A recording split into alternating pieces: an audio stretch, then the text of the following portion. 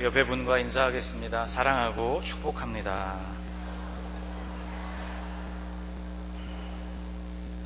여러분 한 주간도 믿음으로 승리하셨습니까? 오늘 주님의 전에서 예배하시는 가운데 하나님이 우리를 위로하시고 또 새롭게 세워주시는 은혜를 함께 경험할 수 있기를 소망합니다. 오늘 읽어주신 출애굽기 33장 말씀을 보면 지금 이스라엘 백성들은 시내산 아래에 와 있습니다. 그래서 출애굽기 33장까지의 여정을 좀 간략하게 살펴볼 필요가 있습니다. 출애굽기 19장에서 이스라엘 백성들은 출애굽을 시작한 지 3개월 만에 시내 광야로 나오게 되었고 시내산 아래에 도착을 해서 거기에 장막을 치게 됩니다. 모세가 하나님의 명령을 따라서 3일 동안 백성들을 성별시키고 그리고는 산 위에 올라가서 계속 하나님의 말씀을 듣고 그 말씀을 백성들에게 전해주게 됩니다. 출애굽기 20장부터 31장까지의 내용이 바로 40일 동안 모세가 시내산 위에서 하나님으로부터 받은 말씀의 내용입니다. 십계명을 받았고 또 기타 율법도 하나님으로부터 듣게 되었습니다. 출애굽기 31장 18절 말씀을 보면 이렇게 기록되어 있습니다. 여호와께서 시내산 위에서 모세에게 이르시기를 마치신 때에 증거판 둘을 모세에게 주시니 이는 돌판이요 하나님이 친히 쓰신 것이더라. 하나님이 모든 말씀을 다 마치시고 그리고 그 증거판 위에 하나님이 글을 쓰셔서 그것을 모세에게 들려주신 것으로 이 40일간의 모든 하나님의 율법을 듣는 시내산 위에서의 일정이 마감이 됩니다. 그리고 산 밑으로 이제 모세가 내려오게 되지요. 그런데 모세가 40일 동안이나 산 위에 머물게 되면서 백성들은 아주 불안에 빠지게 됩니다. 그들을 인도할 눈에 보여지는 지도자도 보이지를 않았고 하나님은 더더군다나 보이시지를 않아서 아론에게 우리를 인도할 신을 새로운 신을 만들라 그렇게 항의가 빗발치게 되고 아론은 결국 그것을 이기지 못하여서 그들에게 모든 폐물을 거둬들이고 그것으로 금송아지 우상을 만들게 됩니다. 산에서 내려오던 모세가 이 광경을 보고 돌판을 던져서 깨뜨리게 되지요. 아주 분노에 가득한 모습을 우리는 보게 됩니다. 그리고 그 우상을 불태우고 빻아서 그것을 뿌린 물을 이스라엘 백성들로 하여금 마시게 합니다. 그리고 여호와 편에 속한 자들을 모아서 거기 모인 레위 자손들로 하여금 허리에 칼을 차고 이 편에서 저 편까지 동족들을 치게 합니다. 이날 하나님의 분노로 말미암아 심판받고 멸망받은 숫자가 3,000명에 달했다고 성경은 기록하고 있습니다. 그리고는 오늘 출애굽기 33장으로 말씀이 이어지게 되는 것이죠. 하나님은 이제 시내산에 머무는 모든 기간을 정리하고 그곳을 떠나라고 말씀하십니다. 그리고 뜻밖의 말씀을 들려주시는데 약속의 땅을 내가 너희에게 주기는 하겠지만 나는 너희와 함께 그 땅으로 올라가지는 않을 것이라고 말씀을 하십니다. 33장 3절 말씀을 보면 이렇게 기록되어 있습니다. 같이 한번 읽어볼까요? 너희를 젖과 꿀이 흐르는 땅에 이르게 하려니와 나는 너희와 함께 올라가지 아니하리니 너희는 목이 곧은 백성인즉 내가 길에서 너희를 진멸할까 염려함이니라 하시니. 아멘. 하나님의 말씀은 이런 뜻입니다. 수시로 너희가 이렇게 엉뚱한 일들을 꾸미고 우상을 만드는데 내가 너희와 함께 동행해서 가다가는 내가 손수 너희를 그 길에서 진멸해버릴지 모르겠구나. 그러니 너희는 너희끼리 가나안 땅으로 올라가라. 그렇게 말씀을 하신 것이죠. 백성의 지도자였던 모세로서는 어디를 보아도 절망적인 상황뿐이었습니다. 백성들을 보니 40일간도 기다리지를 못해서 자신들을 인도할 우상을 만들어냅니다. 이런 사람들을 이끌고 가나안 땅까지 가게 될 그 길이 참으로 멀어 보였습니다. 또 하나님을 보니 당신의 백성들과 함께 올라가실 마음이 없다고 말씀을 하십니다. 그러니 여러분, 모세가 어디에서 소망을 찾을 수가 있었겠습니까? 우리는 이 모세가 이 상황을 어떻게 헤쳐나가는지를 아주 주의 깊게 살펴볼 필요가 있습니다.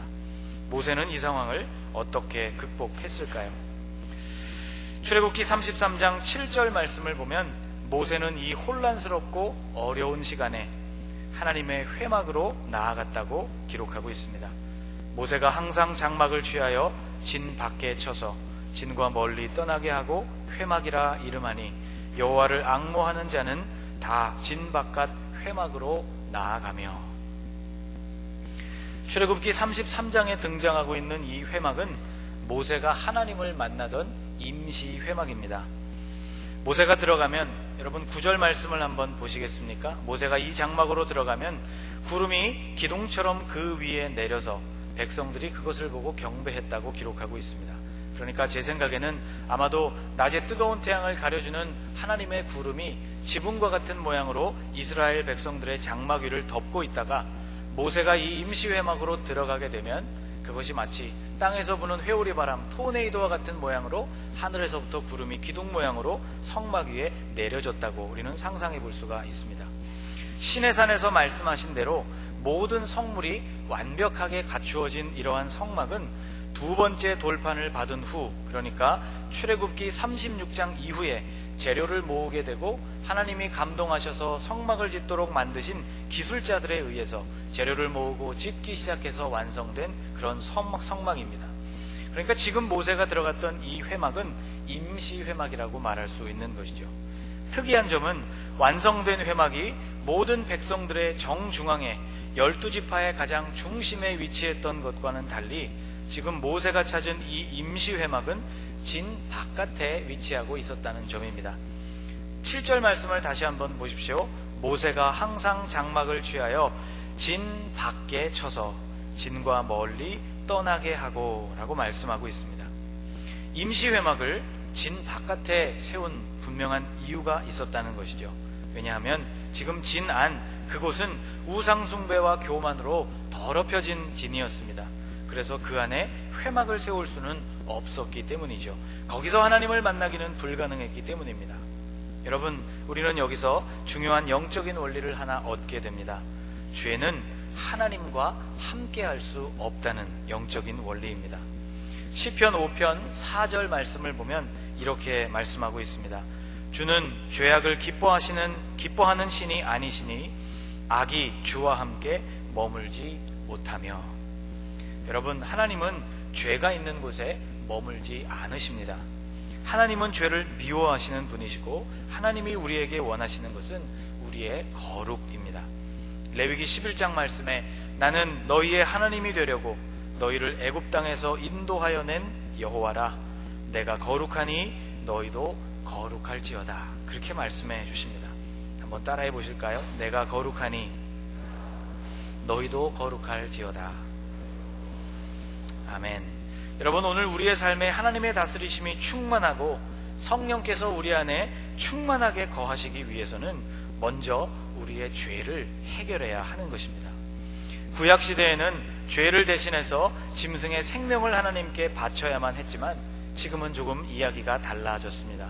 오늘날 우리의 죄를 처리하는 길은 단 하나, 예수 그리스도의 십자가를 통과하는 것입니다.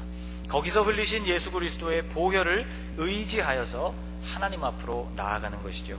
그래서 히브리서 10장 20절에서는 그 길을 이렇게 묘사해 주고 있습니다. 같이 한번 읽겠습니다.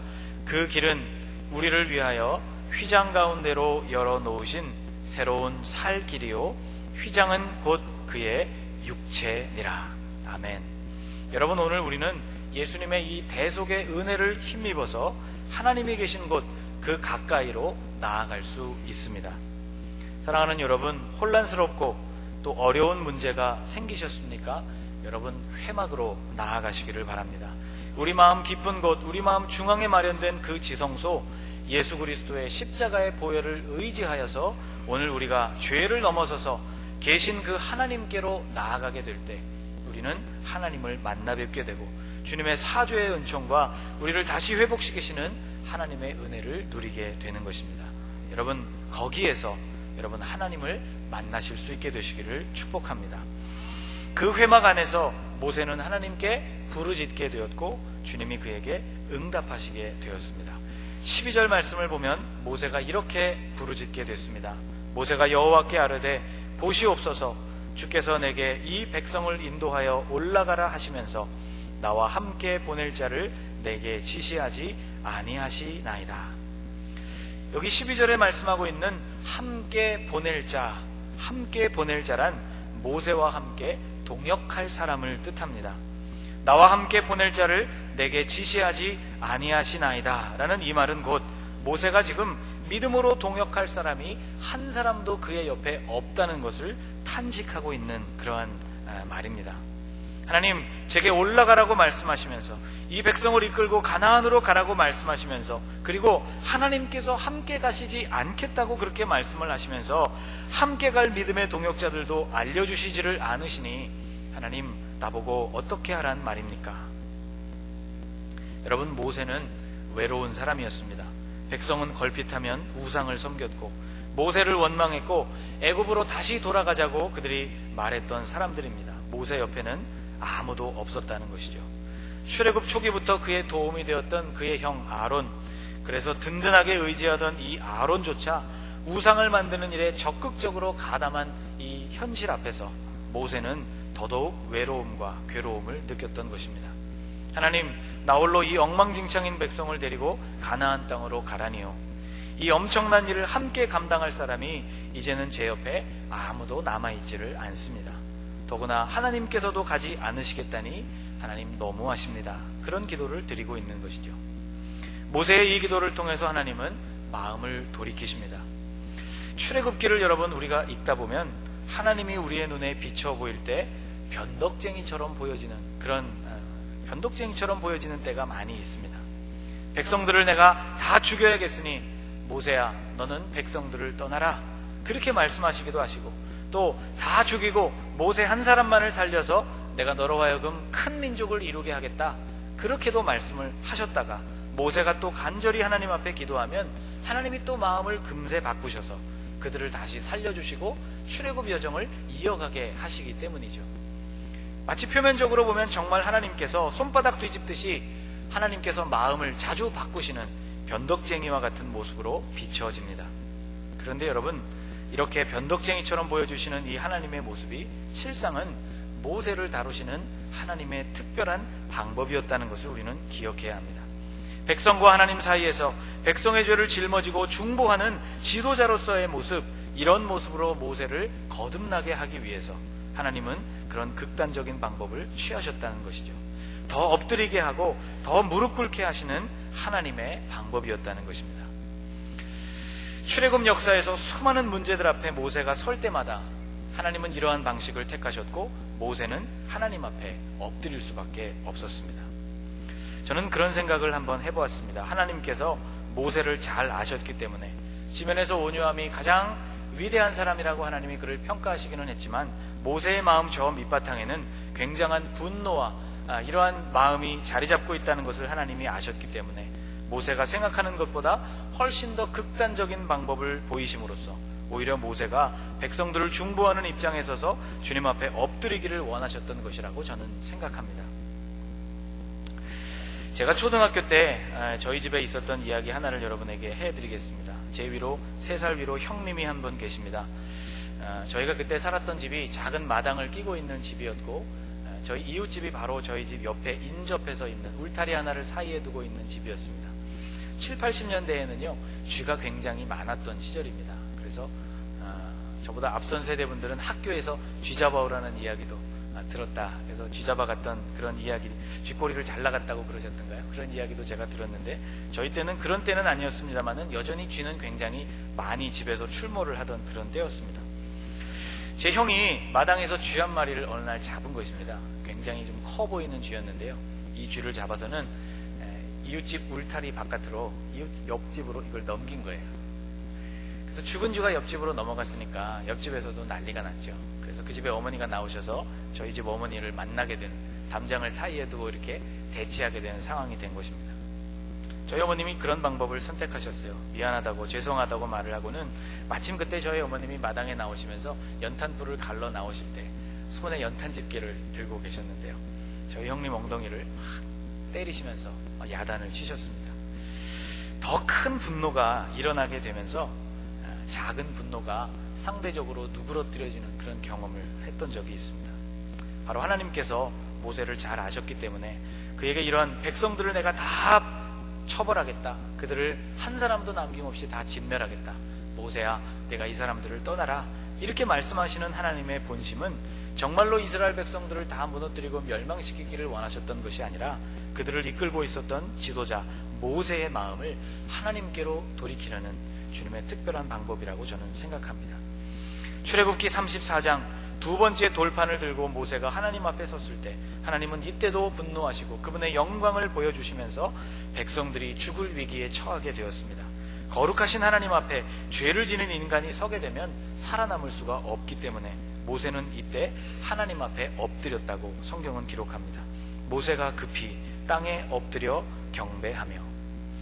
신명기 13장 12명의 정탐꾼들이 가나안을 정찰하고 돌아왔을 때 10명이 그 땅을 우리가 절대로 차지할 수 없을 것이라고, 그들은 우리보다 훨씬 큰 자들이고 거인이요 우리는 그들 앞에 메뚜기 같은 족속이라고, 우리는 다 틀렸다고 이야기할 때, 그리고는 다시 애굽으로 새로운 지도자를 세우고 다시 애굽으로 돌아가자고 그렇게 그들이 움직여졌을 때 역시 이때도 모세는 하나님 앞에 엎드렸다고 성경은 기록합니다. 모세와 아론이 이스라엘 자손의 온 회중 앞에서 엎드린지라. 민수기 16장 고라와 다단과 아비람이 모세에게 반기를 들고 그 권위에 도전하면서 왜 너희만 지도자의 위치에 있느냐고, 우리에게도 동일한 권세가 있지 않느냐고 따지고 들 때 모세는 그때도 하나님 앞에 엎드렸습니다. 모세가 듣고 엎드렸다가. 뿐만 아니라 성경 안에는 수없이 많은 백성들의 불평과 불만이 등장하고 있습니다. 민수기 20장 물이 없다고 항의하면서 왜 우리를 여기서 죽게 하려고 이 광야로 우리를 인도해냈느냐고 불평할 때 모세는 그때도 하나님 앞에 엎드렸습니다. 모세와 아론이 회중 앞을 떠나 회막문에 이르러 엎드림에 여호와의 영광이 그들에게 나타나며. 여러분, 우리가 엎드릴 때 하나님은 응답하시는 것입니다. 하나님은 변덕스럽게 자주 그분의 기분이나 그분의 의지나 그분의 뜻을 바꾸시는 분이 아니라 지금 하나님의 뜻 앞에 그가 자신의 분노와 백성들을 향한 그 원한을 잠재우고 도리어 중보자의 위치에 서서 백성들을 하나님 앞에 구원해 주실 것을 구하는 이러한 모습을 모세가 취하기를 하나님은 원하셨기 때문에 하나님께서 이러한 일들을 모세에게 허락해 주셨다는 것이죠. 그리고 엎드린 모세에게 하나님은 응답해 주셨습니다. 오늘의 이야기 출애굽기 33장에서도 하나님은 모세에게 응답해 주십니다. 이 하나님의 응답은 모세가 지금 고민하고 있는 모든 문제에 대한 해답이었으며 동시에 모세가 잘못 생각하고 잘못 판단하고 있었던 것을 바로잡아 주시는 하나님의 응답이었습니다. 하나님은 모세에게 이렇게 말씀하셨습니다. 14절 말씀입니다. 같이 한번 읽겠습니다.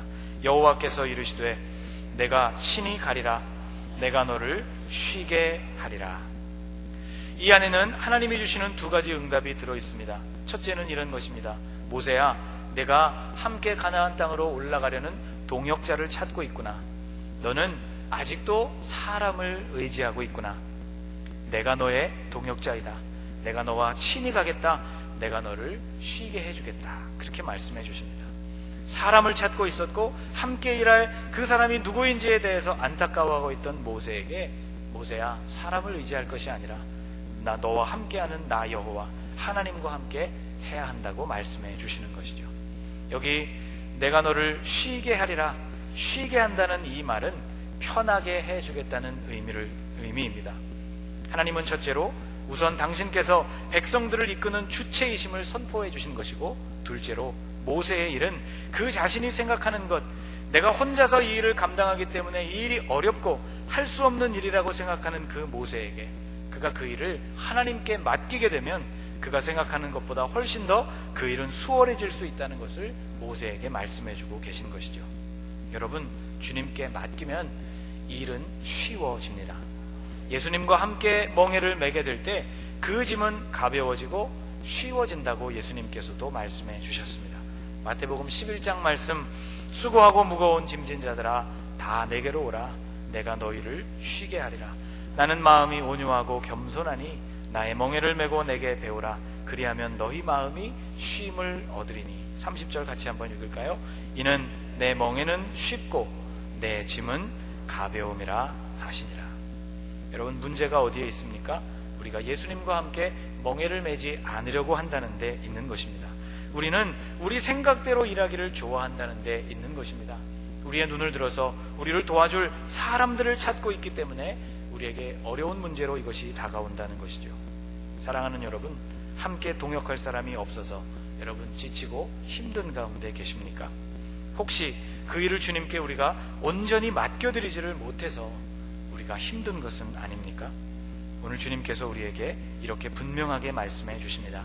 내가 친히 함께 가리라. 내가 너를 편하게 하리라. 여러분, 이 말씀을 신뢰하시고 의지하셔서 승리하는 한 주간이 되시기를 주님의 이름으로 축복합니다. 기도하겠습니다. 하나님, 혼란스럽고 어려운 문제가 생길 때 우리 역시 모세와 같이 우리 주변에 아무도 없음을 탄식하고 그것이 위기라고 생각하고 하나님 앞에 부르짖었던 때가 많았음을 고백합니다. 하나님, 우리에게 이러한 문제가 생길 때 회막으로 나아가는 은혜를 허락하여 주시옵소서. 예수 그리스도의 십자가 보혈을 의지하여 우리의 모든 죄를 벗어버리고 하나님의 임재 앞으로 가까이 나아가게 하여 주옵소서. 거기서 주님을 만나게 하여 주옵소서. 사람에게 상처받고 사람에게 실망하여서 동역할 사람이 없다는 것, 우리를 도울 사람이 없다는 사실에 절망하지 않게 하여 주옵소서. 주님께서 친히 우리와 동행하고 계시다는 사실을 깨닫게 하여 주옵소서. 주님께 이 문제를 맡겨드리면 쉽고 가볍고 편하다는 것을 우리가 경험할 수 있도록 하나님 은혜를 허락하여 주옵소서. 예수님의 이름으로 간절히 기도하옵나이다. 아멘.